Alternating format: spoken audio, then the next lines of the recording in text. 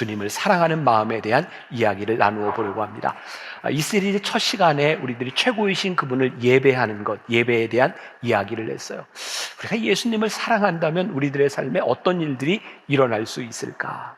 우리가 오늘 이 자리에 앉아 있는 것, 우리들이 흔히 이야기하는 우리들이 구원을 받았습니다 라고 하는 고백들은 정말 하나님께서 우리들에게 베풀어 주신 은혜였어요. 여기 있는 여러분들이 구원을 받는 데 있어서 하나님께서 여러분들에게 성경 공부하면 구원받는다, 뭐 이런 얘기 하시지 않았어요. 어떤 조건도 없었어요.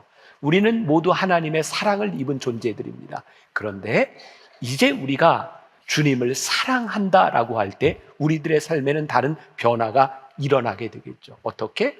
단순히 구원받은 자가 아니라 어떻게 주님의 제자로 삶을 살아가겠는가, 그런 변화들이 우리에게 일어날 것 같아요.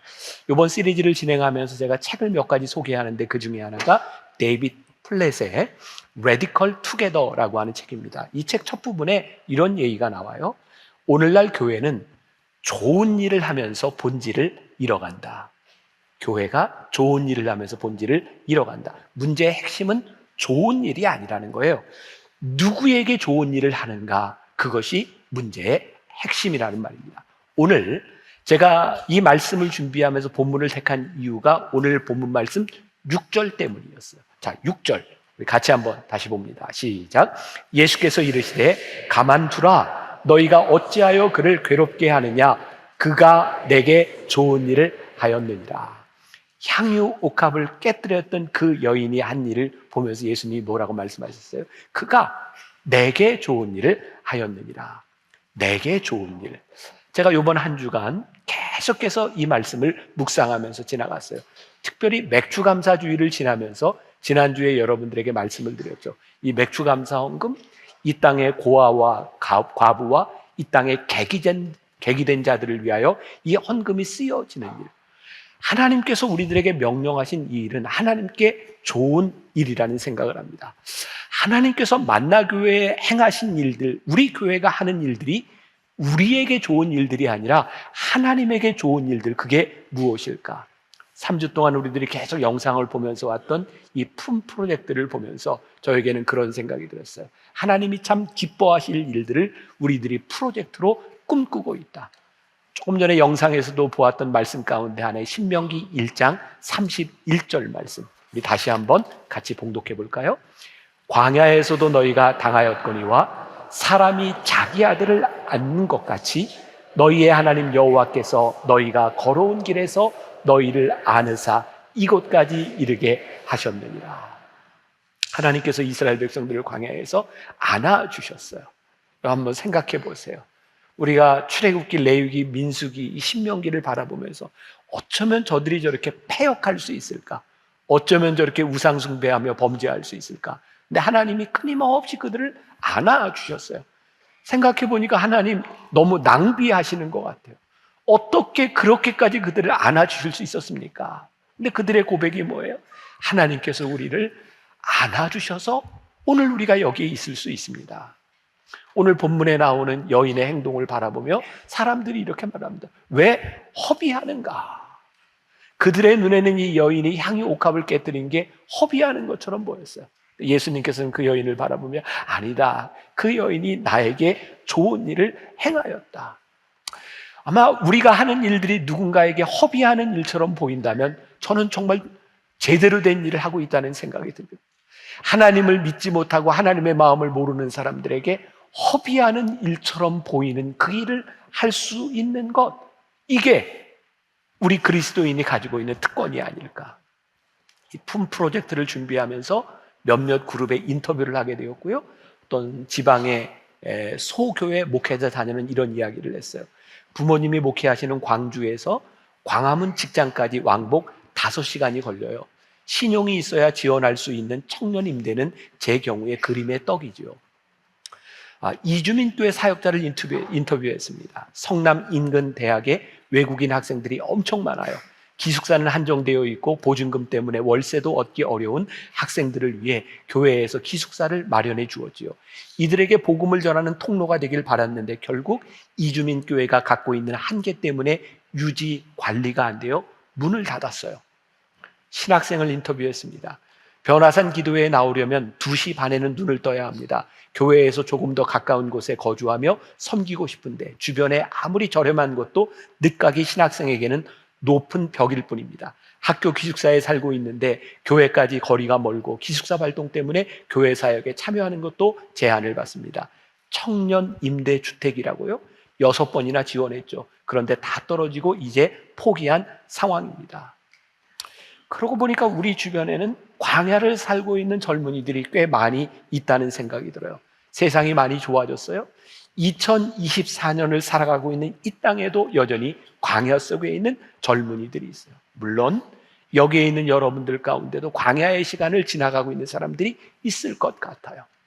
부모님이 어려운 농어촌 목회자이기 때문에 평생을 선교사로 헌신했기 때문에 광야를 지나야 되는 사람들, 가난한 신학생이기 때문에 혹은 저개발 국가에서 찾아온 이주민이기 때문에 어려움을 당해야 되는 사람들, 많은 경제적 한계를 가지고 있는 사람들이 있어요.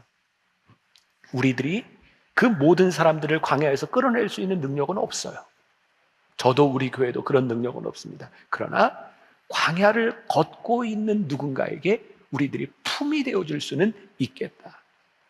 광야에서 하나님이 우리를 품어주셨던 일, 우리의 인생 가운데 광야를 걷고 있을 때 하나님이 나를 품어주셨던 그 일들을 생각하며 우리도 누군가에게 품이 되어주라고 하는, 누군가를 안아주라고 하는 말씀을 우리들이 살아갈 수는 있지 않을까. 한번 생각해 보세요. 여기 있는 어른들 중에 우리 세대, 정말 대한민국의 가장 번영했던 시대를 살아가고 우리들이 꿈을 가지고 무언가를 이룰 수 있었던 그 시기를 살았던 우리들의 삶에도 광야가 있었거든요. 그런데 생각해 보니까 그 어려운 시간들을 지나갈 때 하나님이 나를 안아주셨고 나를 지켜주셨어요. 우리를 그냥 내버려 두지 않으시고 이 광야에서 우리들에게 만나를 주셨어요. 만나는 이스라엘 백성들에게 생명이었어요. 그 만나는 필요한 만큼 제공되었고 누군가에게 동일하게 제공되는 것이었어요. 만나를 받은 은혜를 우리들이 함께 나누는 일. 저는 그래서 이번 맥주 감사절을 지나면서 이 품 프로젝트를 여러분들과 함께 나누면서 우리 목회자들부터 우리 장로, 우리 중직자들 모든 사람들이 누군가의 품이 되어주는 걸 생각하는 것은 우리들에게 큰 은혜라는 생각이 들어요. 그래서 오늘 여러분들 마음 가운데 그래, 나도 누군가의 품이 되어주겠다 하는 분들은 로비에 가서 오늘 아마 다음 주에도 문의들을 하게 될 텐데 문의하세요. 로비에 서 있는 사람들은 우리 교회에서 제일 스마트한 분들을 세워놨어요. 뭐든지 물어보셔도 괜찮아요. 제가 오늘 이 말씀을 준비하는 중에 옛날 생각이 났어요. 요즘 자꾸 옛날 생각하는 거 보니까 제가 나이 드는 게 확실한 것 같아요. 30여 년 전이에요. 제가 유학을 떠나기 전에 저기 임해천 동신상가에서 만나교회 전신 개척교회를 시작했었고, 그리고 그 개척교회가 이제 떠나가면서 이제 만나교회 옛날 교회하고 이제 합쳐지게 됐는데, 그때 제가 떠나가면서 저에게는 뭐 이렇게 돈이 있었던 것도 아닌데 제가 가지고 있었던 우리 아이들 돌반지부터 시작해서 제 아내와 제가 가지고 있었던 모든 폐물들과 금을 다 건축 헌금으로 하고 제가 떠나갔거든요. 근데 갑자기 그 생각이 나더라고요. 그때 내가 얼마나 이 건축 헌금에 기여가 됐는지 모르지만 그때 내가 내었던 그 헌금들이 지금 여기에 있는 우리 성도들을 품어주는 성전이 되었구나. 참 우리들에게 이 품과 하나님을 사랑하는 마음으로 우리들이 했던 우리의 헌신들이 없어지는 것이 우리의 신앙을 참 냉랭하고 매너리즘에 빠지게 만드는 것은 아닐까. 우리들은 종종 이런 질문을 던지잖아요. 아니, 우리가 그렇게 한다고 얼마나 세상이 달라지겠어요? 우리가 얼마나 많은 일을 할 수 있겠어요? 하나님은 우리들에게 위대한 일을 물으시지 않습니다. 오늘 우리들이 하는 것만큼 우리의 세상을 바꿀 수 있고 우리들이 하는 것만큼 누군가의 삶을 바꿀 수 있는 그 일, 하나님께서 그것을 우리들에게 물으신다는 생각이 들어요. 오늘 향유 옥합을 깨뜨렸던 그 여인이 주님을 사랑했던 이 마음은 어떤 것이었을까? 자, 오늘 본문 4절과 5절을 한번 보겠습니다. 자, 같이 한번 볼까요? 어떤 사람들이 화를 내어 서로 말하되 어찌하여 이 향유를 허비하는가? 이 향유를 300데나리온 이상에 팔아 가난한 자들에게 줄 수 있었겠도다 하며 그 여자를 책망하는지라.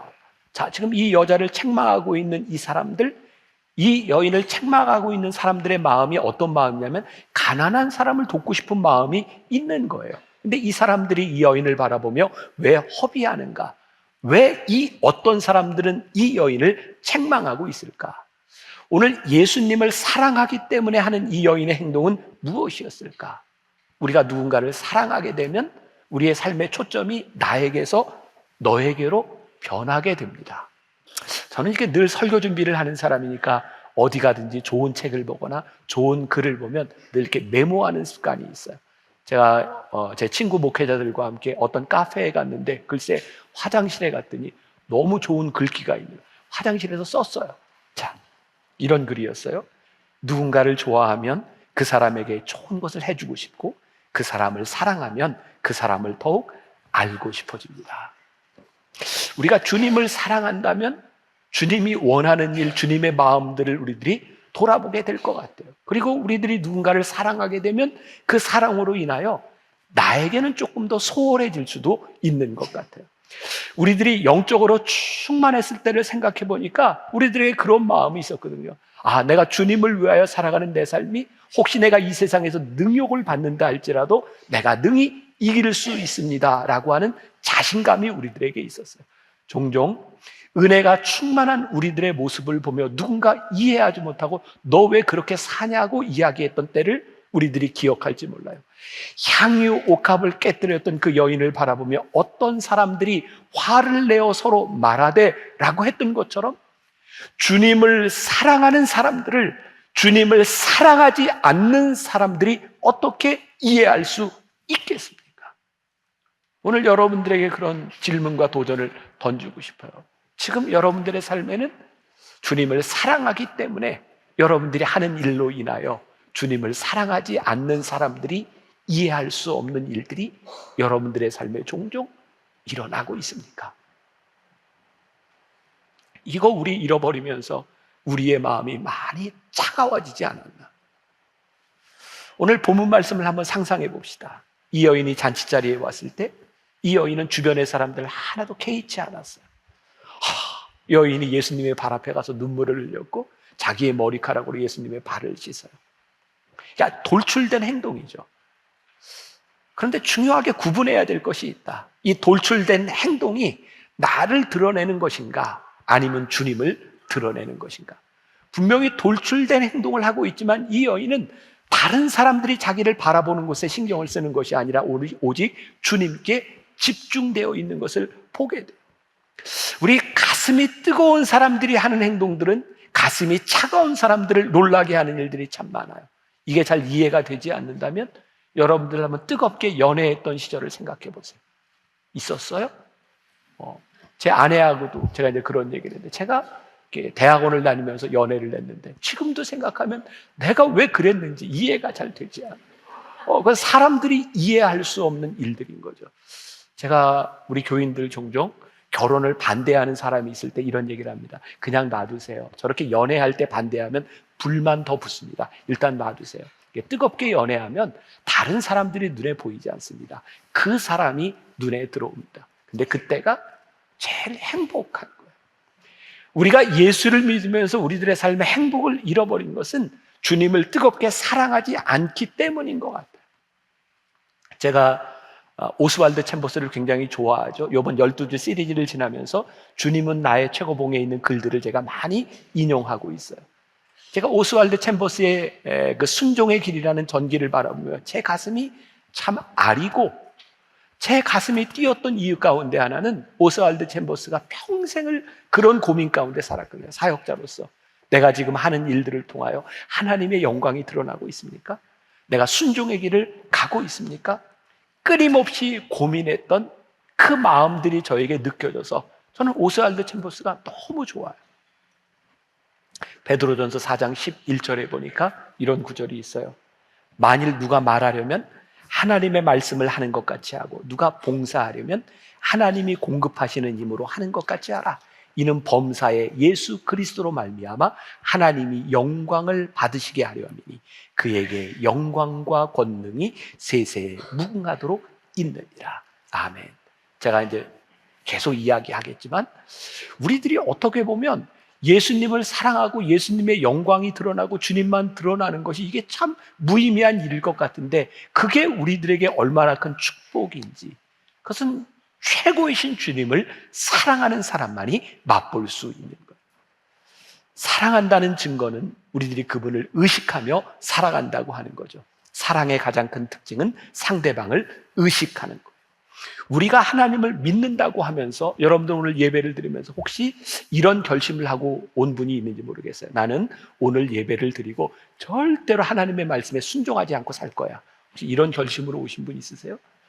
우리들이 하나님을 믿으면서 여러분들이 불순종하겠다고 결심하고 믿는 사람들이 없을 겁니다. 그런데 왜 우리들의 삶에는 이 불순종한 모습들이 많이 나타나게 될까요? 우리는 왜 불순종하며 살아갈까요? 이유는 하나님을 사랑한다고 하지만 그분을 의식하지 않고 하나님을 무시하고 살아가기 때문이죠. 그래서 성경에 보니까 요한복음 14장 15절에 이렇게 말씀하고 있어요. 너희가 나를 사랑하면 나의 계명을 지키리라. 이 말씀이 여러분들에게 어떻게 느껴져요? 너희가 나를 사랑하면 너희가 내 계명을 지키리라. 여러분들이 하나님의 말씀을 순종하지 않고 하나님의 말씀을 지키지 않고 살았다면 뭐예요? 하나님을 사랑하지 않은 거죠.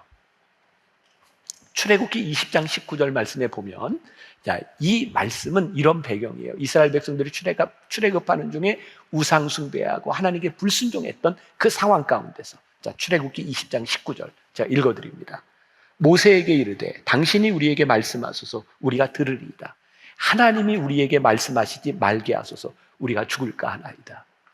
하나님의 인도하심을 따라 출애굽하고 있는 이스라엘 백성들이 모세에게는 말하소서라고 하는데 하나님의 음성은 듣지 않으려고 합니다. 무서운 거예요.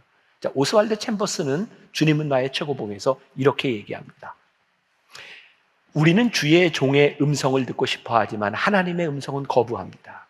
우리는 사람들의 간증을 듣는 것은 좋아하지만 하나님께서 우리에게 친히 말씀하시는 것은 싫어합니다. 하나님께서 우리에게 직접 말씀하시는 것을 왜 그토록 두려워합니까? 하나님께서 말씀하시면 그 말씀에 순종하든지 불순종하든지 양자택일을 해야 하기 때문입니다. 우리가 교회에서 참 많이 듣는 것 중에 하나가 하나님의 음성을 어떻게 들을까요? 어떻게 하나님의 말씀을 알 수 있을까요? 근데 정작 하나님의 말씀을 듣는 것은 두렵습니다. 왜냐하면 순종하든지 불순종하든지 양자택일의 문제이기 때문입니다. 우리가 하나님을 사랑한다면 우리들의 삶의 목표는 무엇이 되어야 할까요? 정말 그분의 음성을 듣고 그분을 따라가는 삶을 살아야 되지 않을까요? 우리가 종종 이렇게 사람들 대화할 때 보면 정말 대화가 안 되는 사람들을 보죠. 얘기들은 하는데 전부 딴 얘기하고 있는 것들 보죠. 그런 경우들이 되게 어떤가요? 대화는 하고 있는데 그 사람의 말을 듣지 않고 자기 얘기만 합니다. 지극히 이기적인 어린아이들은요, 자기의 요구만을 이야기하고요. 지극히 이기적인 어른들은 다른 사람들은 배려하지 않고 자기 이야기만 합니다. 우리 크리스천들이 하나님을 믿으며 살아가는데 하나님의 음성을 들으려고 하지 않는 이유가 이기적인 데 있어요. 하나님을 우리들이 사랑한다고 하는데 우리들의 삶에 더 좋은 게 있는 거예요. 그것을 바라보며 그것에 기울이며 살아가니까 하나님의 음성이 우리들에게 들리지 않는 거예요.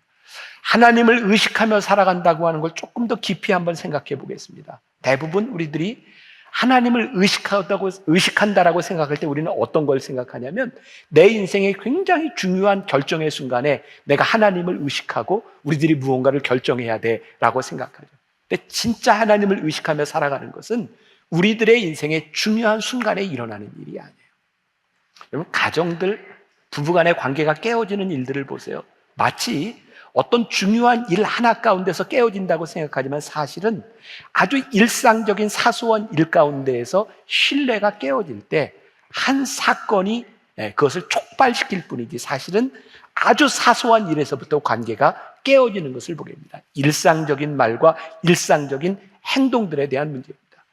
하나님을 의식한다고 하는 것은 여러분들의 인생의 어떤 중요한 순간을 이야기하는 것이 아니라 평범한 일상 가운데서 우리들이 하나님의 일을 하고 있는가를 이야기하고 있는 거예요.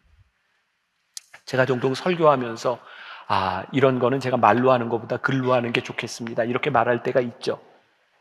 전혀 설교를 의식하지 않았군요. 제가 가끔 그런 얘기를 해요. 제가 쓴 글이지만 참 좋다.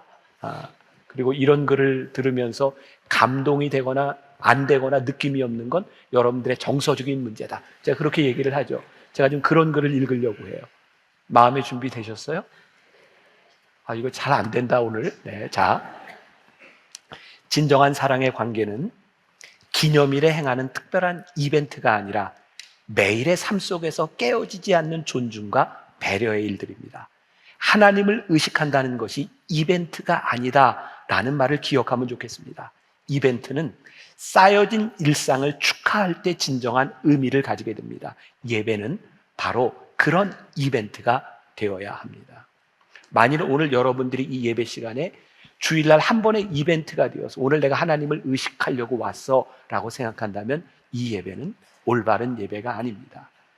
여러분들이 일주일 내내 하나님을 의식하며 살아가다가 그 날을 축복하고 그 날의 감격을 가지고 그 날의 간증을 하기 위해서 이 자리에 모인다면 이 예배는 우리들에게 훌륭한 이벤트가 될 수 있는 거예요. 구분이 되세요?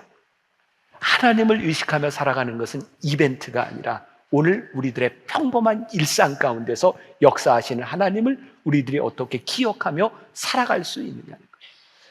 주님은 나의 최고봉에 또 정말 좋은 글귀가 있습니다. 제가 좀 읽어드릴게요.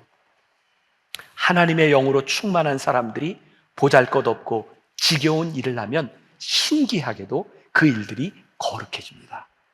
가장 진부하고 평범한 일이었는데 그들이 하면 뭔가 달라지는 것입니다. 주님께서는 인간의 몸을 입으셔서 그 몸을 변화시키셨습니다. 즉 모든 믿는 자의 몸을 성령께서 거하시는 성전으로 만들어 놓으신 것입니다. 이 구절이 그렇게 좋더라고요. 보잘것없고 지겨운 일을 하는데 놀랍게도 하나님께서 그 일을 거룩하게 만드십니다. 하나님을 사랑하고 하나님을 의식하는 사람들이 하는 일상의 행동들이 그 삶을 거룩하게 만들어주는 것입니다. 굉장히 놀랍지 않습니까? 우리가 최고이신 하나님을 사랑하며 우리의 일상 가운데 행하는 그 일들이 거룩하게 만들어지는 것을 경험하며 살아가는 것, 그게 하나님을 사랑하는 자의 삶에서 나타나는 겁니다.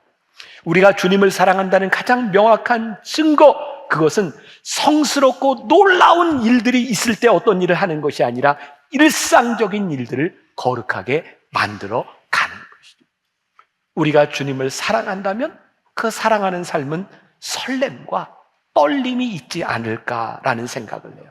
요한복음 14장 23절 말씀 같이 한번 봅니다. 자, 시작. 예수께서 대답하여 이르시되 사람이 나를 사랑하면 내 말을 지키리니 내 아버지께서 그를 사랑하실 것이요 우리가 그에게 가서 거처를 그와 함께 하리라. 제가 이 말씀을 이렇게 보면서 그래, 사랑이란 인격적이고 관계적인 것이야 라는 것을 생각하게 됩니다. 예수께서 대답하여 이르시되 사람이 나를 사랑하면 내 말을 지키게 돼. 그리고 너희들이 내 말을 지키면 하나님께서 너희와 함께 하시고 너희의 거처를 준비하여 주시는 분이야. 주님을 최고로 사랑할 때 하나님과 우리들 가운데서 인격적인 관계들이 만들어져요. 엄마라고 불러도 돼요 라는 책을 쓴 KT 데이비드가 이런 말을 해요. 주위 사람들을 향한 사랑은 내 스스로 기른 것이 아니라 하나님이 주신 선물이다. 하나님이 내게 넘치도록 부어주신 사랑에서 다른 이들을 향한 사랑이 자연스럽게 나온다. 우리 딸들은 좋은 일이 생겨도 엄마라고 외치고 슬픈 일이 생겨도 훌쩍거리며 엄마를 찾는다. 그리고 그 소리를 들을 때마다 내 심장이 마구 뛴다. 우리가 하나님의 이름을 부를 때 하늘 아버지의 심정도 그러하시리라. 아버지, 슬플 때 부르는 아버지, 아버지, 기뻐서 부르는 이 아버지, 이 이름을 듣는 하나님의 마음이 뛰리라. 근데 그것을 생각하니 우리의 가슴이 뛰어요. 우리의 기도를 들으시고 우리의 부르짖음을 들으시고 그 이름을 들으시는 하나님의 가슴이 뛸 것을 생각하니 우리의 가슴이 뛰어요. 그래서 우리들에게 기대감이 있어요. 자, 다시 여러분들에게 도전을 드려요. 하나님을 믿고 하나님을 사랑한다는 우리들의 삶에 기대감도 사라지고 가슴이 뛰는 설렘도 사라졌다면 하나님을 향한 우리의 사랑이 사라졌다는 증거일 거예요. 제가 또 쓴 글을 그대로 읽어드립니다. 사랑의 동기는 이기적이지 않습니다. 하나님을 사랑하는 것, 그분의 사랑에 겨워 하루를 삽니다. 그런데 그분을 사랑하기 때문에 내 삶이 의미를 찾고 사랑을 받으며 살게 됩니다. 참으로 신기한 일입니다. 예수님을 최고로 사랑하는데 알고 보니 내가 제일 큰 사랑을 받고 있는 거죠. 나는 하나님을 사랑한다고 생각했는데 생각해 보니 내가 제일 큰 사랑을 받고 있어요. 오늘 제가 말씀을 준비하면서 우리가 잘 알고 있는 이 말씀을 제가 오해하고 있다는 생각이 들었어요. 다 아시죠? 향유 옥합을 깨뜨렸던 이 여인에 대한 이야기. 여러분, 마테마가, 누가, 요한복음, 이 공간복음에 보면 우리가 평행본문이라고 부르는 게 있어요. 그게 무슨 의미냐면 마태복음에 나와 있는 이야기가 마가복음에도 나와 있고 누가복음에도 있고 평행으로 나와 있다는 거예요. 오늘 마가복음 14장에 나와 있는 이 향유 옥합을 깨뜨렸던 여인의 이야기가 누가복음에도 나와요. 누가복음 7장에. 근데 누가복음 7장에는 이 향유 옥합을 깨뜨렸던 여인을 누가복음 7장 37절에서 이렇게 표현하고 있습니다. 그 동네에 죄를 지은 한 여자가 있어. 그래서 이 본문의 근거에서 보면 이 여인이 누구였는지 추측이 가능한데, 누구냐면 예수님께서 가늠하다 현장에서 붙잡혔던 여인을 용서해 주시잖아요. 너희 중에 죄 없는 자가 먼저 돌로 쳐라, 그렇게 말씀하셨던, 그 예수님께서 용서하여 주셨던 이 여인, 그 여인이 너무 감사해서 예수님의 발 앞에 와서 향유 옥합을 깨뜨렸다. 저는 이 말씀을 어떻게 이해하고 있었냐면, 예수님께 너무 큰 은혜와 용서를 받았기 때문에 오늘 이 여인이 향유 옥합을 깨고 있구나. 근데 누가복음 7장에 보니까 47절에 이렇게 말씀이 나와 있어요. 이러므로 내가 네게 말하노니 그의 많은 죄가 사하여졌도다. 이는 그의 사랑함이 많음이라. 사함을 받은 일이 적은 자는 적게 사랑하느니라. 근데 이 부분이요, 보세요. 그의 많은 죄가 사하여졌도다. 이는 그의 사랑함이 많음이라. 근데 영어 성경에 보니까 이 표현이 굉장히 명확하게 되어 있어요. ESV 성경에 보니까 Her sins, which are many, are forgiven. 그녀의 많은 죄가 용서를 받았다. 그런데 for, 이유가 뭐냐면 she loved much. 그녀가 많이 사랑했기 때문에 그 여인이 용서를 받았다는 거예요. 이 말씀을 묵상하게 되었어요. 이 여인이 용서를 받았기 때문에 사랑한 것이 아니라 이 여인이 예수님을 많이 사랑했기 때문에 많은 용서를 받았다는 거예요.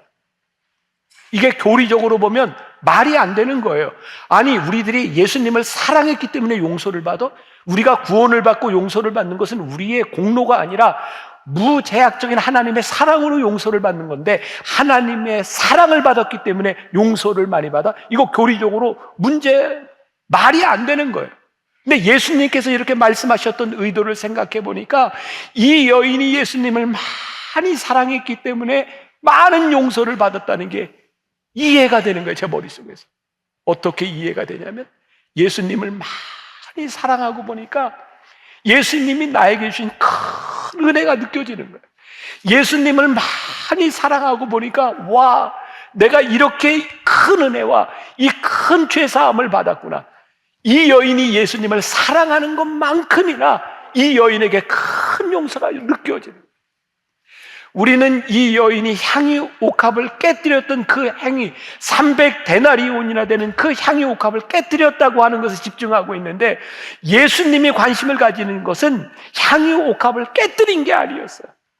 이 여인이 예수님의 발 앞에 와서 하염없이 눈물을 흘리며 예수님의 발 앞에 흘렸던 눈물들을 그의 머리로 닦아주었던 이 여인을 바라보며, 이 여인이 나를 얼마나 사랑하는지를 알았다고, 이 여인이 사랑하는 것만큼이나 큰 용서를 받았다고 말씀하고 있는, 이 여인을 바라보고 있었던 바리새인들이 이 여인을 바라보며 왜 허비하냐고 이 여인을 책망하잖아요. 왜 이 사람들은 이 여인을 책망하고 있을까 생각해 보니까 자기가 예수님을 그만큼 사랑하지 않는 거예요. 예수님을 사랑함으로 하는 행동들이 이 바리새인들에게 이해가 되지 않는 거예요. 제가 오늘 여러분들의 마음을 좀 아프게 할지도 모르겠다. 언제부터인가 여러분들의 신앙에 누군가를 향해 불평하고 불만하고 비난하는 일들이 시작됐다면, 왜 그러느냐고, 왜 그렇게 허비하냐고 여러분들이 이야기하고 있다면, 어쩌면 여러분들 마음 가운데 하나님을 사랑하는 마음이 존재하지 않는 것은 아닐까. 저는 이 말씀을 보면서 이 바리새인들이 참 대단한 사람들이라고 생각하거든요. 왜? 그 당시에 예수님과 함께 잔치자리에 참여한다는 것만으로도 그들은 큰 결단을 한 사람들이라고 생각해요. 예수님은 그 당시에 이단하였잖아요. 여러분들이 오늘 이런 사회적인 분위기 가운데서 예수님을 믿고 살아가고 교회를 다닌다고 하는 것이, 너 아직도 교회 다녀? 라고 말하는 이 세상 가운데서 오늘 여러분들이 예배를 드리러 나왔다는 것만으로도 여러분들은 굉장히 훌륭한 사람들이라고 생각해요. 그런데 그렇게 훌륭했던 바리새인과 그렇게 훌륭했던 사람들이 예수님을 사랑하지 않으니까 이 여인의 행위가 이해가 되지 않는. 이 여인이 누구였을까?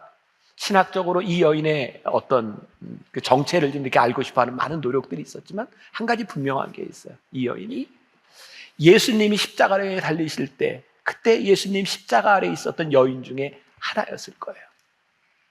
그런데 가난한 자를 돕고자 이야기했던 바리새인들, 그 사람들은 아무도 예수님 십자가에 달리실 때 그 자리를 지키지 못했어요. 그런 생각을 하게 됐어요. 하나님, 우리가 주님을 사랑하며 그 사랑에 겨워 우리의 신앙들이 회복되면 좋겠습니다. 주님을 사랑하기 때문에 우리들의 삶에 헌신이 있고, 우리들의 헌신을 기쁘게 받으시는 하나님의 사랑을 우리들이 받고, 그 사랑을 잊고 보니 우리들이 또 헌신하게 될 수 있는 우리들의 삶의 신앙의 사이클을 우리들이 잃어버린 것은 아닌가. 오늘 우리들에게 회복되어야 될 이 사랑, 감격. 우리 만나교회 BTD 영성훈련이 있어요. 사람들이 갔다 오면 대부분 저는 은혜를 받는 것 같아요. 마음도 뜨거워지고 막 돌아와서 막 사랑하게 되고 믿음을 고백하게 되고 그러죠. 사람들이 그렇게 얘기를 해요. 영성훈련 갔다 와서 빠르면 그 은혜가 일주일 가고, 조금 많이 가면 한 달쯤 간다. 이런 얘기를 할 수 있을지 모르겠어요. 거봐, 그게 감정을 자극하는 일, 그거 오래 못 가는 거야. 그거 감정이야. 그래서 저는 그렇게 생각하지 않거든요. 사랑은 늘 감정을 타고 옵니다. 영성훈련을 받으면서 우리가 거기에서 하나님의 사랑을 느끼고 그 사랑에 겨우 고백했던 일들은 결코 단순한 감정이 아니에요. 하나님의 은혜를 경험한 겁니다. 근데 문제는 그 경험과 감정이 우리들 속에서 지속되지 않는 거죠. 제가 가끔 외부 집회에 가서 이렇게 설교할 때 교인들에게 묻습니다. 여러분, 여기 나온 여러분들은 수십 년 이렇게 집회에 참석했던 분들이죠. 여러분들 집회할 때마다 은혜 받으셨죠? 그러면 예라고 대답을 해요. 제가 그분들한테 그렇게 얘기해요. 아마 제가 말씀을 전하는 이 시간에도 여러분들이 은혜를 받을 것 같아요. 근데 여러분들 수십 년 그렇게 은혜를 받고 사는데 왜 늘 그래요? 은혜가, 감정이, 그 감동이 우리들에게서 헌신으로 연결되지 않는 거예요. 그래서 오늘 여러분들에게 도전하고 싶은 거예요. 여러분들이 하나님을 사랑한다면 그 사랑에 겨워 우리들이 할 수 있는 여러분들의 믿음의 결단들이 있었으면 좋겠습니다. 여러분들의 삶에 헌신이 있었으면 좋겠습니다. 그리고 그 헌신으로 인하여 여러분들이 하나님의 사랑을 입을 때에 그 입은 사랑으로 인하여 또 다른 헌신이 나오고, 그 헌신으로 인하여 또 다른 사랑의 고백들이 나올 수 있는 것, 이거 우리들이 회복되어야 우리들이 주님의 사랑을 아는 자로 살아갈 수 있지 않겠습니까? 그런데 제가 오늘 말씀 가운데 얘기했잖아요. 나는 주님을 사랑한다고 생각했는데 그 사랑을 해보니 내가 가장 큰 사랑을 입고 있는 사람이야. 내가 사랑하는 것이 내 인생의 복이야 라는 고백을 할 수 있는 것. 그래서 오늘 여러분들이 이제 찬양하라고 결단을 할 때에 여러분들이 세상으로 돌아가서 여러분들의 일상적인 생활 가운데서 여러분들이 향유 옥합을 깨는 일은 무엇일까를 고민해 보세요. 향유 옥합을 깨는 일을 기념하는 것이 아니라 주님을 사랑했기 때문에 이 여인이 향유 옥합을 깼다면 주님을 사랑하기 때문에 여러분들의 삶에서는 어떤 옥합이 깨어져야 되는가, 그리고 그 일상적인 여러분들의 삶 가운데 그 고백을 가지고 우리들이 이 주일날 예배를 나올 때 이게 진짜 이벤트가 되는, 와, 우리가 하나님을 사랑하며 살았던 우리들의 삶을 축하하고 축복할 수 있는 그런 예배가 될 때 이 예배가 살아있지 않겠습니까?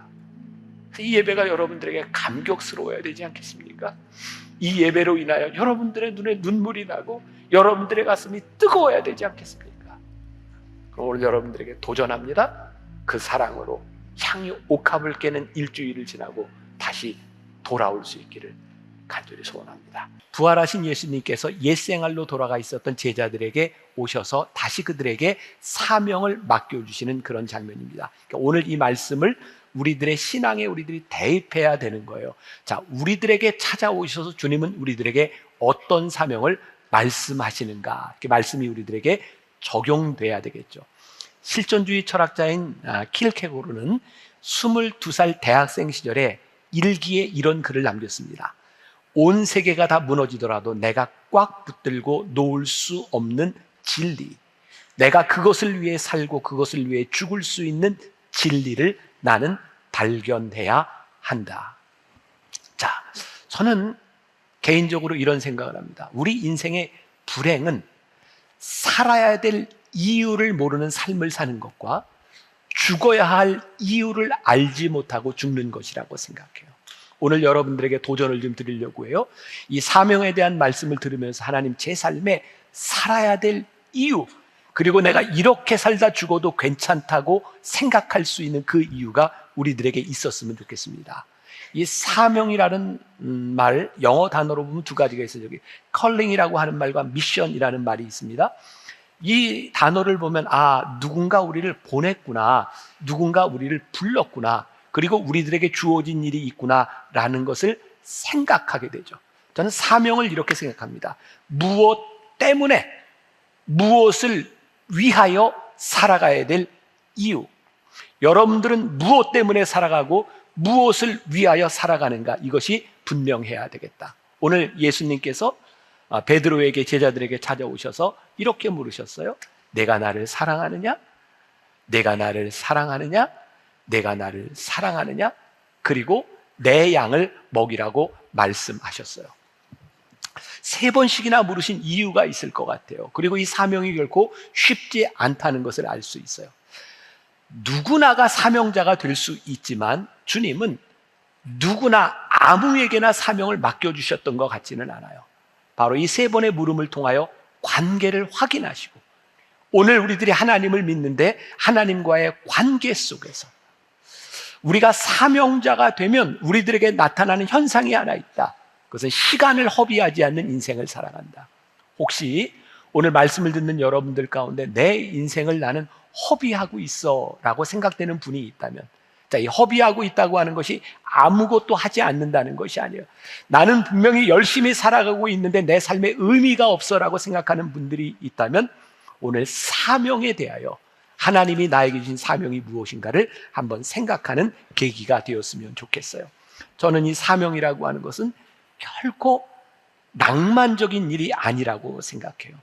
우리들에게 사명이 들어오면 우리는 사명을 위하여 살아야 되고 사명 때문에 죽을 수도 있다는 거예요. 우리들에게 주어지는 이 치열한 사명이라고 하는 것은 우리 하나님과 우리들 사이에 마땅한 관계 때문에 우리들에게 주어지는 것이지 억지로 우리들에게 주어지는 것은 아닌 것 같아요.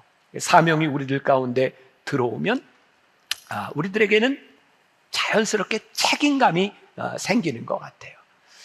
제가 얼마 전에 어떤 지방에 교회 집회를 갔다가 젊은 목사님에게 이런 이야기를 했어요. 제가 선배니까, 목사님 앞으로 살아가는데 목사님이 이렇게 목회하는데 지치지 않고 좋은 목회자가 되기 위해서 좋은 친구들도 많이 만들고 교제하는 사람을 만드세요. 그런데 목사님이 좋은 친구를 만들기 위해서는 누군가를 위하여 목사님이 시간을 내주고 누군가를 위하여 헌신하지 않으면 절대로 좋은 관계는 만들어지지 않습니다.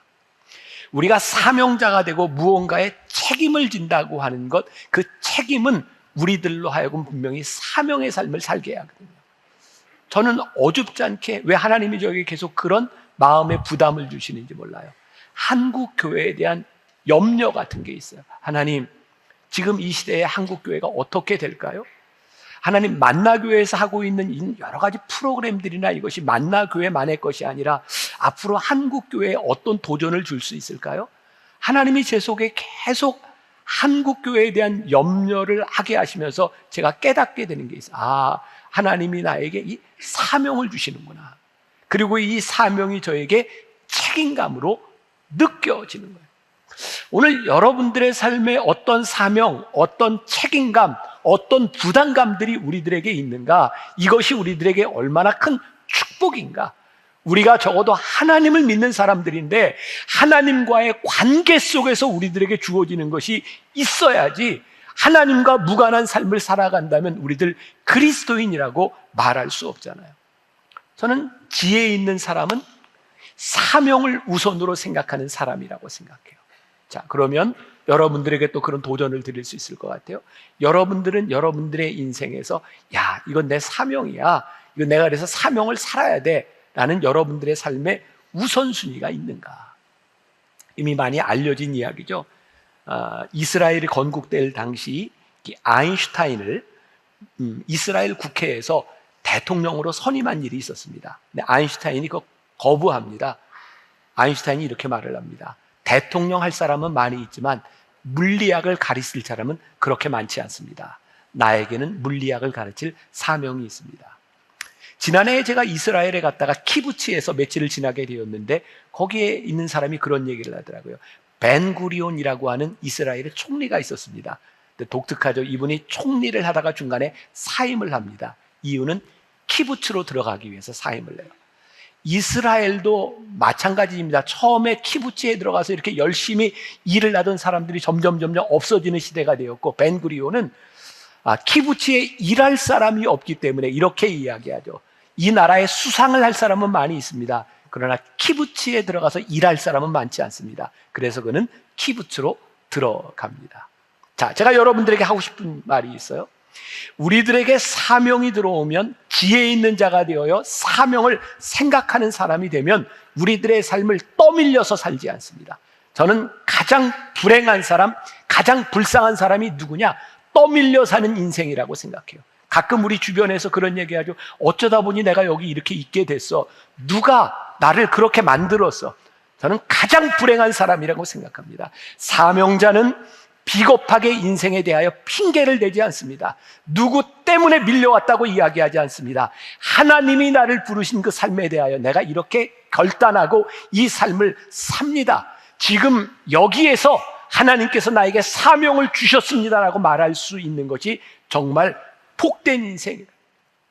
오늘 예수님께서 베드로에게 사명을 주시는데 이 사명이 어떤 것인가요? 사실은 마태복음 16장 16절에서 베드로가 주는 그리스도시요 살아계신 하나님의 아들입니다라고 하는 고백을 한 이후에 이미 예수님께서 내 위에 교회를 세우리라, 내가 너를 사람을 낚는 어부가 되리라고 사명을 주셨습니다. 오늘 베드로에게 찾아오셔서 주님께서 물으시고 내 양을 먹이라고 하는 것은 새로운 것이 아니었습니다. 그에게 주어졌던 사명을 다시 확인하고 있는, 오늘 이 말씀을 우리들에게 적용해 봅시다. 오늘 사명에 대한 이야기를 하고 있는데 지금 우리들에게 새로운 사명이 필요한 게 아니라고요. 하나님께서 여러분들을 부르시던 때 여러분들의 가슴을 뛰게 했던 그 뛰는 가슴으로 인하여 우리들이 눈물이 나고 하나님 이거 제가 붙들고 살아가겠습니다 다짐했던 그 사명의 자리에 우리 다시 한번 서게 하는 것, 그것이 오늘 우리를 부르시는 부르심의 이유인 거예요. 사명은 우리들에게 주어진 자리를 지키고 사명은 우리들에게 주셨던 자리를 찾는 겁니다. 제가 말씀을 준비하다 보니까 영어로 이런 문장이 하나 있더라고요. Dirt is out of the place 라는 말이 있어요. 뭐예요? 뭐가 더러운 거예요? 그 자리를 벗어난 게 더러운 것이다. 아름다운 게 뭘까요? 있어야 될 자리에 있는 거예요. 우리의 삶을 가장 아름답게 만드는 게 뭔지 아세요? 우리가 있어야 될 자리에 있는 거예요. 뭐 그런 생각을 해봅시다. 물속에 있는 그 물고기들이 이렇게 유영을 하는데 참 예뻐요. 어쩌면 저렇게 물고기가 헤엄을 그렇게 잘 쳐요? 이야, 예뻐. 그런데 물고기가 잠자는데 침대 위에 올라와 있어요. 예쁠까요? 징그러워요. 물고기는 물속에 있을 때 멋진 거예요. 우리가 흔히 흙을 보면서 더럽다, 흙 이렇게 이야기를 하지만 사실은 흙이 있어야 될 곳에서 거기에서 식물이 자라날 때 흙은 더러운 게 아니에요. 흙은 자기의 역할을 하고 있는 거예요. 사업을 하는 사람은 사업을 잘할 때 아름다운 것이고, 목회를 하는 사람은 목회를 잘할 때 아름다운 것이고, 정치를 하는 사람은 정치를 잘할 때 아름다운 거예요. 사업을 하는 사람이 명예를 탐하고, 목회를 하는 사람이 명예를 탐하고, 정치를 하는 사람들이 도를 탐하기 시작할 때 지저분해지는 거예요.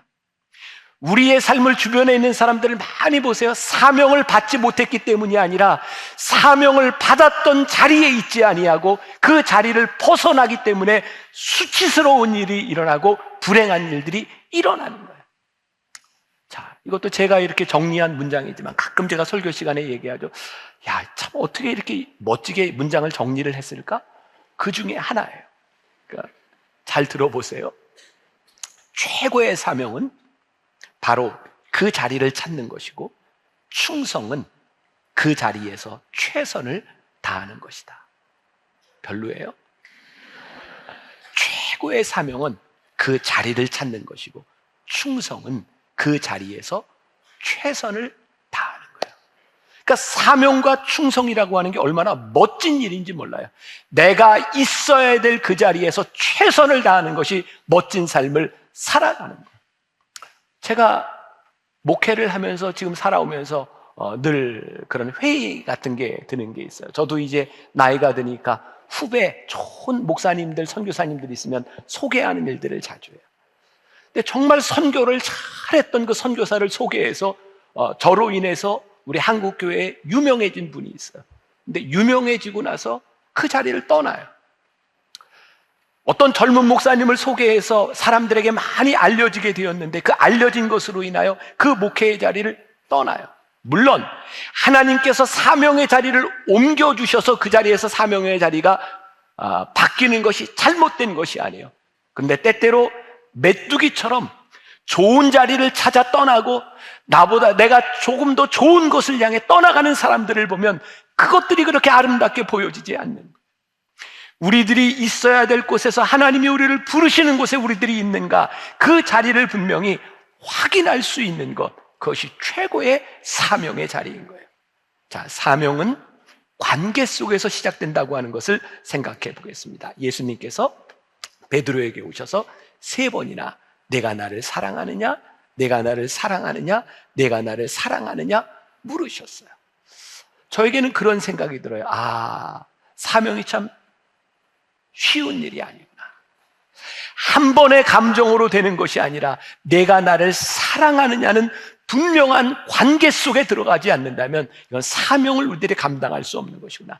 우리 주님께서 요구하시는 것은 어떤 추상적인, 어떤 감정적인 것이 아니라 주님과의 관계 속에서 네가 나를 사랑하기 때문에 할 수 있니?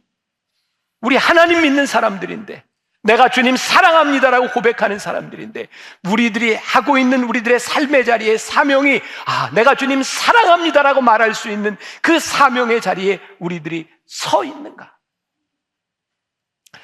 오스왈드 챔버스의 주님은 나의 최고봉에 보면 이 부분을 이렇게 써고 있어요. 한번 읽어드립니다. 지금 베드로는 나를 사랑하느냐는 주님의 뼈아픈 질문의 의미를 깨닫기 시작합니다. 그것은 다 소모하거라 하는 의미입니다. 얼마나 나를 사랑하는지를 고백하지 말고 얼마나 많은 놀라운 계시를 받았는지 말하지 말고 그저 나의 양을 먹이라는 것입니다. 주님의 양 중에서는 지독하게 웃긴 양도 있고 질기도록 말 안 듣는 양도 있고 더러운 양, 이상한 양, 대항하며 들이받는 양, 그리고 다른 길로 헤매는 양들이 있는데 이들을 다 사랑하며 자신을 다 소모하기까지 먹이라는 것입니다. 내가 나를 사랑하니? 내가 나를 사랑한다면 네 마음에 들거나 네 마음대로 하지 말고 내가 너에게 맡겨진 양에게 내가 최선을 다해. 너의 한계와 너의 부족함이 아니라 내가 너에게 맡겨준 그 일을 잘 해. 사랑하는 순간, 사랑에 충성하는 순간 우리가 할 수 있는 일이 명확해진. 제 이야기를 조금 해볼까요? 제가 만나교회 담임 목회를 하면서 이제 오래전입니다. 저는 만나교회 담임을 하면서 개척을 생각을 많이 했었어요. 그래서 어느 순간 제가 만나교회 목회를 하면서 주변에 있는 학교 건물, 어떤 극장 건물들을 보면서 나는 앞으로 내가 개척해서 목회를 하면 이런 건물이 있는 교회가 아니라 아주 새로운 패러다임을 가지고 목회를 해볼 거야. 그리고 장소를 찾으러 다니던 때가 있었어요. 근데 목사인데 기도하고 시작해야 되잖아요. 그래서 장소를 찾으러 다니다가 기도원에 들어갔어요. 하나님, 저에게 응답해 주세요. 근데 마음이 너무 답답해요. 응답이 없었어요. 기도원에서 나오던 마지막 날 하나님이 저에게 그런 물음을 던지시는 것 같았어요. 너는 왜 그렇게 개척을 하려고 그러니? 근데 제 대답이 너무나 명확했어요.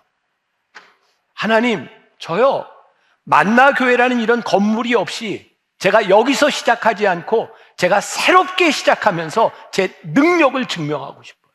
제가 개척을 하려는 이유가 제 능력을 증명하고 싶었다. 그게 제 속마음이더라고요. 하나님이 저에게 이렇게 물으셨어요. 그러면 내가 목회하고 있는 저 교인들은 너에게 뭐니? 근데 제가 한마디 이렇게 하나님, 저에게 맡겨주신 양입니다. 그리고 제가 그 양들을 사랑합니다. 그때부터 저는 제가 가지고 있던 생각들을 다 내려놨어요. 지금 여기에 맡겨주신 양들에게 최선을 다하라고 주님이 나에게 말씀하시는구나. 제가 가끔 이렇게 조금 서운한 것 중에 하나는 여러분들 중에 제가 다른 데로 가리라고 생각하는 사람들이 없다는 거예요. 나도 갈 수 있다고 생각하는데 그리고 저도 별로 떠날 생각을 안 해요. 그냥 여기 있을 거라고 생각해요. 만일 하나님께서 저에게 다른 사명을 명확히 주셔서 저를 옮기신다면 제가 어딘가에 가야 되겠지만 오늘 하나님께서 나에게 맡겨진 이 사명의 자리, 내 양을 먹이라고 말씀하셨을 때 그 말씀은 너의 모든 것을 다 소진하라. 내 모든 것을 다 내어주어라. 하나님과의 관계, 주님과의 관계 속에 들어가게 될 때 사명은 선택의 문제가 아니더라고요.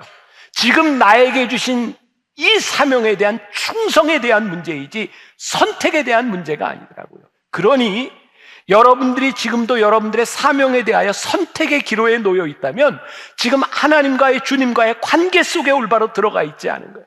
우리들에게 주신 사명에 우리들이 들어가 있지 않은 거예요. 그 방향을 가장 명확하게 알 수 있도록 하는 게 뭐라고요? 사랑이라고요. 주님과의 관계. 내가 나를 사랑하니? 내가 주님을 사랑할 때 주님께서 나에게 주시는 명확한 사명. 예를 하나 들어볼게요. 제가 토요일에도 그랬고 10시 예배 때도 그랬고 내가 이 이야기를 하는 동안 우리 집사람이 좀 나가 있든지 귀를 막든지 제가 조금 제 아내를 디스할지도 모르기 때문에 저도 평안해야 되니까 그렇게 얘기를 했는데 제가 몇 년 전 인도네시아로 가는 비행기 안에서 이 글을 타이핑을 하면서 쓰고 있었어요. 제가 이렇게 타이핑을 하고 있으니까 제 아내가 저를 대신해서 입국 신고서를 이렇게 이제 쓰고 있었는데, 제가 이렇게 쓰라고 정보를 이렇게 알려주고 하는데 자꾸 물어봐요. 그래서 알아서 그냥 쓰라고. 저는 그냥 대충 쓰는 스타일인데 제 아내는 그게 안 돼요. 꼼꼼하게 다 써야 돼요. 제가 잘 상대를 안 해주니까 스튜어디스를 이렇게 부르는데 한 번은 볼펜을 달라고 부르고 그 다음에 쓰다가 찍고 다시 써야 된다고 부르고 또 이렇게 쓰다가 무슨 음식물이 묻었다고 또 부르고 스튜어디스를 5번을 부르는 거예요. 근데 제 속에서 이게 화가 나고 못 참겠는 거예요. 그냥 내가 쓰고 말지. 그리고 미안한 게 자꾸 자꾸 스튜어디스를 부르는 게 너무 미안한 거예요. 이제 내가 못 참겠다. 그러다가 갑자기 이 말씀을 준비하고 있으니까 제가 생각난 게 있어요. 내가 평생 같이 살아야 될 사람은 스튜어디스가 아니라 내 아내구나. 그러니까 내가 사랑하고 살아가야 될 사람이 누구예요? 아내인 거예요. 스튜어디스에게 조금 미안하지만 그 미안한 것 때문에 내 아내의 기분을 상하게 하면 내 인생이 힘든 거예요. 그래서 내가 생각한 게 그렇구나. 사랑의 방향과 내 인생의 방향이 정해지면 인내할 수 있구나. 참을 수 있구나. 그때 우리들이 충성이 되는구나. 그리고 내 삶의 행동이 정해지는구나. 우리들의 사랑의 방향, 우리들의 사명의 방향이 정해지면 절대로 우리는 내 마음대로 행동하지 않습니다. 후회할 행동을 만들지 않습니다. 진짜 중요한 게 있다. 주님을 믿고 살아가는 우리들에게 주님을 사랑하기 때문에 우리들에게 정해진 삶의 방향이 우리들에게 있는가? 그 올바른 방향을 향해 우리들이 살아가고 있는가? 방향이 올바르지 않으면 우리들의 열심이 얼마나 빗나갈 수 있는지 몰라요. 여러분들에게 지금 정서적으로 잘 받아들이지 않는 이야기일 수도 있는데 10여 년 전 일입니다. 제가 어떤 교회 집회를 갔는데 그 목사님이 그렇게 이야기를 하더라고요. 우리 교회에 강아지 2마리가 이렇게 지나다녀서 이렇게 관리하는 집사님한테 저 개들이 누구 거냐고 그랬더니 집사님 내가 지금 열심히 키우고 있는 강아지라고 그렇게 얘기를 하더래요. 그러면서 강아지 이름이 있는데 하나는 수육과 하나는 전골로 이름을 지었대요. 요즘 같은 세상에 이게 참 근데 옛날에 다 이렇게 먹었잖아요. 그리고 그 여름에 수육과 전골이 사라져 버린 거예요. 참 사랑하고 열심히 이렇게 기르고 있는데 방향이 다른 거예요. 주님이 우리를 부르셔서 우리를 부르신 그 방향, 내 양을 너에게 맡긴다라고 말씀하셨을 때 목자는 양을 위해 목숨을 버리거니와 양을 위하여 최선을 다할 수 있는 거예요. 우리에게 올바른 방향이 정해질 때 우리들이 올바른 헌신과 올바른 충성이 우리들에게 나올 수 있는 거예요. 우리들의 사명은 어떤 전문성이나 어떤 경험에 의지하는 게 아니에요. 주님이 우리를 부르셔서 우리들에게 주신 사명에 의지하는 거예요. 어제 토요 예배를 마치고 우리 교회 전 교역자들이 이렇게 교육하는 시간을 가졌어요. 요즘 이제 AI 많이 이야기를 하고 이제 챗봇에 대해서도 많이 이야기를 하니까 챗 GPT 우리 목회자들은 이걸 어떻게 활용하고 해야 되나. 우리 교회에 이제 전문가가 한 분 계세요. KT 인공지능 소장을 하고 있는 배순민 집사라고. 우리 교회학교 교사도 열심히 하고 우리가 메타버스에 대한 강의도 들었고 목회자들 이제 AI에 대한 강의를 듣는 거예요. 그 강의를 듣고 여러 가지 이야기를 하고 질의응답을 하다가 교회에서 활용할 수 있는 건 뭐가 있을까요? 그랬더니 이 AI의 데이터를 많이 모으면 목사님들이 굳이 교인들을 다 신방하지 않아도 AI로 신방이 가능하고 또 상담을 할 때 목사님들이 다 하지 않고 이 상담 데이터를 모으면 AI가 대신 상담을 해줄 수도 있습니다. 이렇게 얘기를 하더라고요. 그래서 제가 그런데 그렇게 하면 교인들이 좋아하겠냐고. 할 수는 있지만 교인들이 좋아하겠냐고. 그랬더니 굉장히 의외의 대답을 하는 거예요. 지금 의사들의 진료나 변호사들의 일의 상담을 AI하고 사람하고 이렇게 해봤을 때 만족도가 AI가 훨씬 더 높다는 거예요. AI는요, 끝까지 친절하대요. 뭘 물어도 친절하대요. 그러면서 아마도 목사님들이 AI를 잘 이렇게 데이터를 모으면 신방이나 혹은 상담을 할 때 교인들이 목사님보다 더 좋아할 수 있다. 근데 제 마음에 이런 생각이 들어요. 아무리 좋아하고 아무리 잘해도 양을 위해 죽을 수는 없지 않겠냐고. 저에게 목자는 하나님께서 우리들에게 양을 맡겨주셨을 때는 그 양을 위하여 죽으라는 거예요. 너의 모든 것들을 다 소진하라는 거예요. 저는 이게 사명이라고 생각하거든요.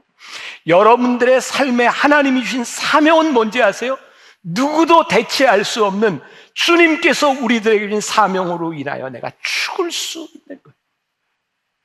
내가 이 사명을 다하는 것 때문에 주님이 기뻐하실 수 있는 거예요. 그것이 최고의 사명인 거예요. 오늘 우리들에게 그 사명이 없다면 우리의 신앙이, 우리들이 예수님을 믿는다고 하는 것이 얼마나 추상적이고 얼마나 형식적일까요? 오늘 주님이 여러분들에게 내가 나를 사랑하느냐고 물으시면서 우리들에게 무엇을 말씀하고 계실까요? 자, 오늘 주님이 베드로에게 찾아오셔서 3번을 물으셨던 이 물음 가운데서 저는 또 이런 것을 생각하게 돼요. 아, 우리 주님께서 베드로의 사명의 장애를 제거해주고 계시는구나. 이런 얘기 많이 들어보셨을 거예요. 예수님께서 베드로에게 3번 내가 나를 사랑하느냐고 물으실 때 베드로의 마음속에 어떤 생각이 났을까요? 예수님 십자가에 지시기 전 가야바 법정에서 작은 소녀아이가 너도 예수님을 아느냐고 물었을 때 예수님을 모른다고 3번씩이나 부인했던 베드로. 예수님께서 내가 나를 사랑하니? 라고 물으셨을 때 베드로의 마음속에 생각나는 2번째 물으셨을 때 내가 예수님을 2번 배신했지. 내가 나를 사랑하느냐고 물으셨을 때 그의 모습이 생각나지 않았을까? 그의 과거의 상처, 과거의 수치스러움, 어쩌면 그래서 베드로는 내가 나를 사랑하느냐고 하는 물음, 내 양을 먹이라고 하는 그 물음 가운데 그렇게 자신 있게 대답할 수 없었을지 몰라요. 세상을 떠난 이어령 씨가 이런 말을 했어요. 백미러는, 차에 있는 백미러는 전진하기 위하여 가끔 보는 거울입니다. 백미러를 보고 앞으로 나갈 수는 없습니다. 전진하기 위하여 가끔 보는 겁니다. 우리들의 삶에는요, 과거의 상처들이 있습니다. 아픈 기억들이 있습니다. 그런데 아픈 기억들만을 바라보고 우리들의 인생을 살 수 없는 겁니다. 오늘 예수님께서 베드로에게 내가 나를 사랑하느냐고 3번 물으시면서 베드로가 주님 앞에 주님 아시잖아요 라고 대답할 수 있는 이 대답을 통하여 우리 주님께서 베드로의 과거의 수치를 속량시켜 주셨어요. 베드로야, 더 이상 네가 이 부끄러움 가운데 살지 않았으면 좋겠다. 내가 나를 사랑하느냐? 내가 나를 사랑하느냐? 마지막 베드로가 대답했던 그 대답, 오늘 본문 말씀 요한복음 21장 17절 다시 한번 봅니다. 같이 봅니다. 시작. 3번째 이르시되 요한의 아들 시몬아, 내가 나를 사랑하느냐 하시니 주께서 3번째 내가 나를 사랑하느냐 하심으로 베드로가 근심하여 이르되 주님, 모든 것을 아시오매 내가 주님을 사랑하는 줄을 주님께서 아시나이다. 주님께서 이르시되 내 양을 먹이라. 주님께서 모든 것을 아시오매, 이게 뭘까요? 내가 주님 사랑합니다 이렇게 말하지만 내가 주님을 3번씩이나 부인했던 내 약함, 주님을 사랑한다고 하는 것이 거짓말이 아니지만 그렇게 쉽게 무너졌던 내 약함, 주님 아시잖아요. 내 마음을 아시잖아요. 그때 우리 주님께서 그의 모든 과거의 수치를 다 속량시켜 주셨어요. 그래, 내 양을 먹여라. 베드로야, 내가 알아. 그런데 괜찮아. 이제 내가 너에게 내 양을 맡겨. 더 이상 너의 과거의 실수와 수치가 내 발목을 잡지 않도록 내가 참 부담스러운 주님 저의 약함을 아시잖아요 말하고 있는 그 약함을 내가 붙들고 내가 너를 쓸 거야 라고 말씀하고 있는 거예요. 내가 나를 사랑하니? 왜 제자들은 주님과 함께 있으면서 주님을 사랑한다고 이야기했지만 그들은 주님을 떠나갔을까요? 그들은 주님을 사랑한다고 했지만 늘 그들 마음 가운데는 그들의 욕망이 있었던 거예요. 여러분, 이거 우리 분명히 구별되어야 된다. 아마 제자들은 이렇게 하면 주님이 기뻐하실 거야, 이건 주님이 원하시는 일일 거야 라고 생각했던 것 같아요. 근데 그들은 주님이 가신 길을 따라가지 않았어요. 아, 중요한 게 있다.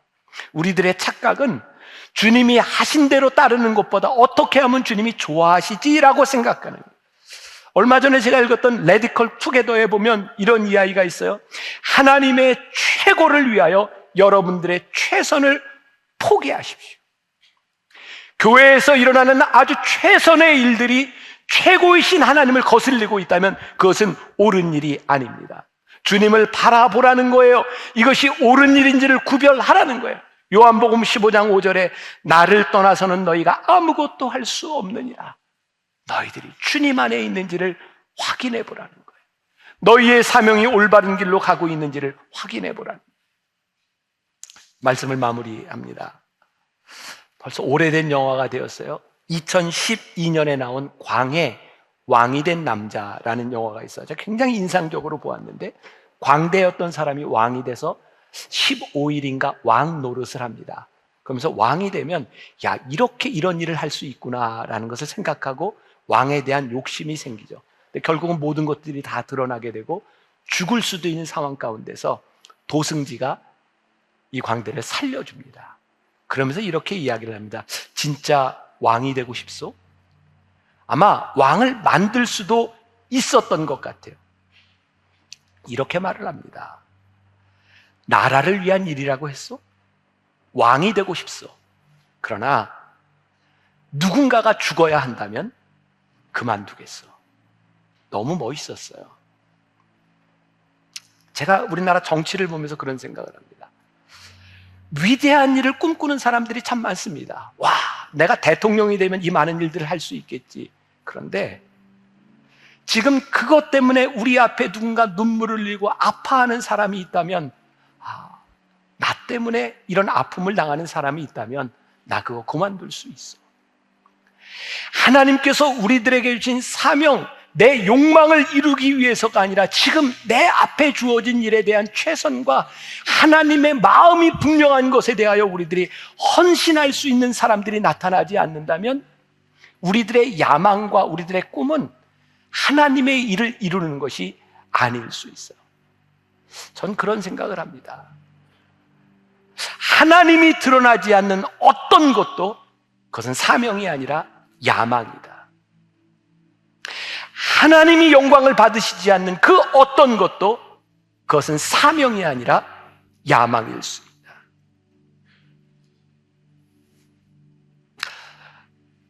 저에게 그런 유혹들이 있어요. 저는 목사니까 이런 얘기를 하는 거예요. 저희 교회 규모도 어느 정도 이제 커지고 그러다 보니까 저한테 와서 이런 얘기를 목사님, 이제 큰 일을 좀 하셔야 되지 않겠습니까? 그리고 저에게 또 이런 얘기를, 목사님은 아주 개혁적인 성향을 가지고 있는데 그 마음을 가지고 개혁을 해야 되지 않겠습니까?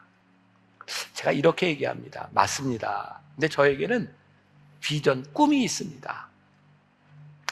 내가 개혁을 해서 되는 것보다 우리 여기 있는 사람들 모두가 하나님 앞에 자기에게 주어진 사명을 잘 한다면 저는 이 세상이 바뀔 수 있다고 생각합니다. 중요한 것은 앞에 사명을 버리고 그 어떤 꿈을 욕망으로도 하나님의 나라는 이루어지지 않습니다. 저는 조금 이상적인 이상주의자예요. 전 그런 믿음이 있어요. 하나님 앞에 신실한 사람들, 우리들이 어디에서 무엇을 하든지 나의 주어진 자리에서 내가 사명을 다하는 사람이 되면 하나님 꿈꾸는 나라를 우리들이 만들어갈 수 있다는 생각입니다. 저에게 제일 중요한 것, 저에게 지금 맡겨주신 이 사역과 사명이 저에게 제일 중요한 일이 아니겠는가. 또 그런 생각을 하게 돼요. 우리가 정말 최고이신 그분을 사랑한다면 우리들에게 최고의 사명이 살아날 수 있지 않겠는가. 내가 주님을 사랑합니다, 내가 나를 사랑하느냐, 이 물음 앞에서 우리들이 하는 그 일상적인 일들, 내가 주님을 사랑하기 때문에 지금 하고 있는 이 일들이 우리들에게 사명이 될 수 있고, 우리들이 하고 있는 일들이 정말 하찮게 보일지 모르지만 우리들이 주님 앞에 하는 일이 될 때 하나님이 이 하찮은 일들을 거룩하게 만드시는 일. 모르겠어요. 제가 너무 이렇게 소시민적인 생각을 하는가? 위대한 일을 꿈꾸기보다는 우리들에게 주신 사명을 꿈꾸는 삶, 사랑하는 사람의 마음을 살피는, 우리를 사랑하시는 내가 사랑하는 우리 주님의 마음을 살피는 사람들이 하는 일, 그것이 우리들에게 사명이 될 수 있는 것. 오늘 한 주간을 살아가면서 내가 주님 사랑하는 마음으로 우리들에게 주신 그 사명, 우리들이 버릴 수 없는 그 사명, 놓칠 수 없는 그 사명을 붙들고 우리들이 살아가는 이 세상을 거룩하게 속량하는 여러분들이 되시기를 주님의 이름으로 간절히 축원합니다.